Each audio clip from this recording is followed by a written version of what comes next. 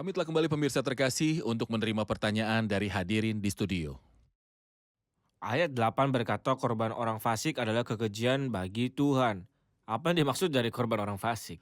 Apakah korban dari orang fasik yang merupakan kekejian bagi Tuhan? Mari ingat kembali tentang penjelasan dari korban dalam Ya, perjanjian baru. Pertama, doa adalah korban. Pujian adalah korban. Juga untuk melakukan yang terbaik dan apa berbagi. konsep dari korban? Yaitu sesuatu yang digunakan untuk disembelih dalam perjanjian lama. Dan dikorbankan sehingga seseorang mendapat pengampunan dari dosa melalui korban itu. Itu merupakan penyembahan dalam perjanjian lama. Itu merupakan penyembahan perjanjian lama yang telah usai dan kematian Kristus di kayu salib sebagai korban yang mulia. Apa korban yang diserahkan oleh orang percaya dalam perjanjian baru? Bukan korban darah, tetapi Alkitab menyebutnya korban roh. Sebagai contoh, doa. Biarlah doaku adalah bagimu seperti persembahan ukupan, dan tanganku yang terangkat seperti persembahan korban pada waktu petang. Surat Ibrani memberitahu kita bahwa pujian adalah korban, dan berbuat kebaikan Korban adalah pujian. korban. Dan janganlah kamu lupa, berbuat baik dan memberi bantuan, sebab korban-korban yang demikianlah yang berkenan kepada Allah. Jika orang jahat memberikan korban, tidak ada doanya, ataupun pujiannya akan terima. Bahkan jika ia berbuat baik dan memberikan segala miliknya, itu akan menjadi Saudara kehancuran Muin, terhadap bagaimana ini Tuhan. bisa menjadi hal yang dibenci oleh Tuhan? Bukankah orang ini memberikan korban, Ya, penyembahan kepada tapi Allah, berdoa, dan berpuasa? masalahnya adalah ia harus menerima Allah agar Allah bisa menerima apa yang ia berikan. Apa yang dimaksud dengan menerima Allah? Allah berkata, siapapun yang ingin datang kepadaku untuk menerimaku dan menemukan kebaikan dalamku tidak perlu memberikan korban apapun. Tapi untuk percaya dalam apa yang telah kuberikan kepada dia, kematian Kristus di kayu salib sebagai korban mulia. Dan dia bisa berdoa, bernyanyi, berbuat baik, Ada dan yang berkata memberikan nantinya miliknya. bahwa ada banyak orang yang berdoa dan memberikan korban, tetapi Allah tidak menerimanya, melainkan membencinya. Tuhan berkata bahwa ia tidak bisa menanggung ketidakadilan bersama-sama dengan hal-hal yang kudus. Akan jadi lebih baik bagi mereka untuk tidak memberikan hal itu pada Allah. Tetapi ia berdoa dan memberi kepada orang miskin, berpergian ke tempat-tempat tertentu, dan melakukan perbuatan-perbuatan yang baik. Mengapa Allah membenci hal-hal itu? Sedihnya orang seperti mereka berjalan dalam jalan dari Kain. Ia berjalan di jalan yang berbeda dengan jalan yang Tuhan sediakan. Jalan mana yang harus saya tempuh sehingga ia bisa sayang pada saya? Jalan adalah untuk datang kepada Kristus yang Allah berikan kepada saya di kayu salib dan menerima dia dengan iman, maka dosa-dosa saya akan diampuni. Dengan begitu Allah akan menerima apapun yang saya persembahkan kepadanya. Oke. Saudara Amin, kita telah mengetahui bahwa korban dari orang jahat adalah kehancuran bagi Tuhan. Banyak orang berdoa berpikir bahwa mereka sedang menyembah Allah, sementara dalam kehidupan nyata, Allah tidak berkenan terhadap doa mereka, kecuali mereka bertobat dan menerima dia. Tetapi kemudian dikatakan jalan orang fasik adalah kekejian bagi Tuhan, bukan hanya korban yang merupakan kekejian, tetapi juga jalan orang fasik. Mohon hubungkan kedua ayat ini. Dalam pasal 15, ungkapan adalah kekejian bagi Tuhan diulang sebanyak 3 kali. Dalam ayat 8, korban orang fasik adalah kekejian bagi Tuhan. Dalam ayat 9, jalan orang fasik adalah kekejian bagi Tuhan. Dalam ayat 26, rancangan orang jahat adalah kekejian bagi Tuhan. Maka pikiran orang jahat adalah kekejian bagi Tuhan. Jalannya artinya perilaku adalah kekejian bagi Tuhan. Akibatnya kurban dan penyembahan yang ia berikan juga adalah kekejian bagi Tuhan. Karena pikiran orang jahat adalah jahat, maka hasilnya perilaku mereka juga jahat dan mereka hidup dalam dosa. Maka dari itu ia mencoba untuk menutupi dosa-dosa ini melalui ritual yang disebut penyembahan. Itulah mengapa ia mempersembahkan kurban. Seperti yang dikatakan Saudara Moen, korban dalam perjanjian lama diartikan sebagai seseorang yang menghampiri Allah. Maka orang jahat berpikir bahwa melalui ritual penyembahan ia bisa menghampiri Allah, tapi Allah membenci pikiran orang jahat. Jalan orang jahat juga penyembahannya. Allah mencintai orang berdosa, tapi ia membenci perilaku dan penyembahan mereka. Maka saya berkata kepada mereka, daripada membawa penyembahan palsu yang tidak bernilai di hadapan Allah, lebih baik bertobat dari dosa dan kembali pada Kristus untuk menerima hidup kekal. Oke, Saudara Muin, kita harus mendiskusikan ayat 6 sebelum melanjutkan. Di rumah orang benar ada banyak harta benda, tetapi penghasilan orang fasik membawa kerusakan. Apa yang Anda lihat dalam rumah orang benar? Rumah orang benar adalah di mana Kristus berada. Ini harta mereka. Ya, dia adalah harta. Ini adalah rumah yang Kristus bangun, jikalau bukan Tuhan yang membangun rumah. Ini adalah rumah yang Tuhan bangun untuk orang benar. Harta apa yang di dalamnya? Bukanlah uang.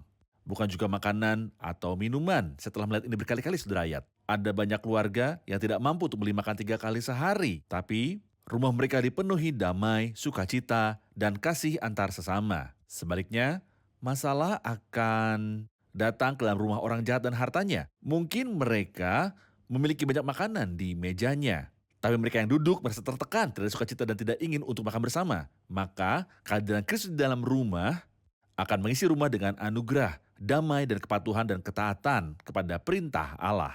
Biarkan saya memberikan contoh Silakan. 2 Raja-Raja pasal yang keempat. Ya, Ada seseorang yang saleh, namun dia miskin dan dan juga berhutang. sehingga istrinya mengadu kepada Elisa, hambamu, suamiku sudah mati. Dan engkau ini tahu bahwa hambamu itu takut akan Tuhan. Warisan yang ditinggalkan untuk mereka adalah hutang. Tentunya Tuhan telah campur tangan dan hutangnya telah lunas, dibayar. Dan dia dan anak-anaknya bisa hidup dengan tenang. Oke. Saudara Muin, saya akan membacakan ayat yang ke-11. Dunia orang mati dan kebinasaan terbuka di hadapan Tuhan, lebih-lebih hati manusia. Apa maksudnya? Ia ingin menyampaikan bahwa tidak ada yang tersembunyi di mata Apa yang Allah. dimaksud dunia orang mati? Dunia orang mati adalah alam kubur dan jauh melampaui itu. Situasi sesuatu yang- kematian, pemisahan antara jiwa dan yang tubuh. Tidak jelas dalam perjanjian lama namun diperjelas dalam perjanjian baru. Itulah mengapa orang percaya pun tadinya takut terhadap hal itu. Ketika Tuhan mengirimkan Yesaya kepada Raja Hizkia dan berkata, sampaikanlah pesan terakhir kepada keluargamu sebab engkau akan mati. Ia ketakutan dan khawatir dan berdoa kepada Tuhan. Tapi apa yang semua orang tidak tahu yaitu adalah alam kubur diketahui oleh Tuhan. Karena Tuhan adalah pencipta dari segala hal dan tidak ada ciptaan yang tersembunyi baginya. Tuhan juga mengetahui masa depan dan kekekalan, dan yang indah adalah bahwa Dia ingin mengungkapkan kepada orang percaya apa yang orang lain tidak tahu. Iya, Paulus berkata kepada Timotius, juru selamat kita, Rasul Paulus menuliskan ini kepada anaknya Timotius. Yesus Kristus yang oleh Injil telah mematahkan kuasa maut dan mendatangkan hidup yang tidak dapat binasa. Maka melalui firman Allah, Allah telah menunjukkan rahasia itu kepada mereka yang takut akan Dia sehingga mereka tahu apa itu alam kematian Ini dan merupakan kekekalan. penyemangat dan peringatan. Siapapun orang yang melayani Tuhan dengan ketaatan, walaupun ia tidak diketahui oleh siapapun, Allah melihat dia. Dan siapapun yang melakukan kejahatan dimanapun, Allah melihat dia karena semua terlihat olehnya. Semua diketahui oleh Tuhan. Saudara amin, ketika kita membaca ayat yang ke-13, kita akan menemukan mata uang yang langka. Orang-orang berkata dolar adalah mata uang langka. Begitu juga dengan euro. Tetapi sebenarnya mata uang yang langka di era baru ini adalah hati yang gembira. Hal yang orang-orang tidak bisa temukan sampai sekarang adalah hati yang gembira. Dikatakan hati yang gembira membuat muka berseri-seri, tetapi kepedihan hati mematahkan semangat. Dari manakah hati yang gembira itu datang, saudara amin? Hati yang gembira datang setelah seseorang berdamai dengan Allah.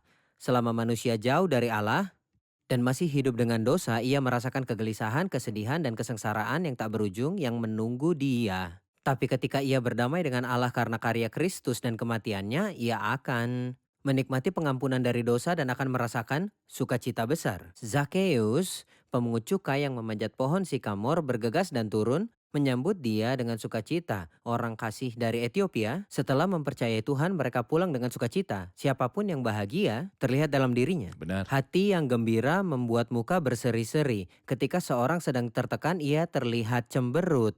Ketika seseorang berbeban berat, dia terlihat sedih. Kekhawatiran dalam hati membungkukkan orang. Orang percaya yang bergembira memiliki senyum yang segar dan itu terlihat pada wajahnya. Setiap saya bertemu dengan orang percaya yang cemberut dan saya bertanya ada masalah apa, kemungkinan besar jawabannya hubungannya dengan Tuhan tidak baik. Tapi setiap saya bertemu dengan orang percaya yang gembira, saya tahu bahwa mereka punya hubungan yang murni dengan Tuhan. Bersukacitalah senantiasa dalam Tuhan. Sekali lagi kukatakan bersukacitalah. Surat yang Anda kutip adalah dari Filipi 4 ayat 4 dan surat ini tidak mengandung kata dosa. Dan itulah mengapa ini mengandung banyak sukacita. Dosa adalah hal yang membawa kesedihan. Pertobatan dan kembali kepada Allah membuat wajah kita berseri karena hati yang telah dipenuhi oleh sukacita. Menurut saya ada 2 tipe dari sukacita. Satu yang berhubungan dengan pengaruh luar, hal-hal sementara yang bisa hilang yang Alkitab katakan bahwa sorak-sorai orang fasik hanya sebentar saja. Ini berhubungan dengan sesuatu yang jika saya kehilangan, sukacita itu juga akan hilang. Tapi sukacita dari orang percaya berbeda karena salam surat disebutkan bahwa sang penulis sedang dipenjarakan. Dan ia menuliskan ini kepada orang sangat miskin yang sedang dalam kesulitan. Seakan ia bersedih dan mereka juga akan bersedih. Tapi mereka bersuka cita. Tapi ini adalah surat yang penuh dengan sukacita. Karena sukacita bukan didasarkan dari yang terlihat, tapi datang dari dalam. Baik, kita rehat sejenak dan kembali untuk melanjutkan pembelajaran. Pemirsa terkasih, kami akan segera kembali setelah jeda rehat. Saya seringkali menggunakan beberapa referensi dan juga komentar yang menolong saya membantu saya mengerti situasi atau kata-kata sulit. Tapi seringkali saya lebih memilih untuk mempelajari topik yang membawa saya lebih dalam. Berkuasa atasku, ubahkanku, bebaskanku, ku mau menyenangkanmu. Tuhan firman-Mu ajaib, kami siap, ubah dan bebaskan aku.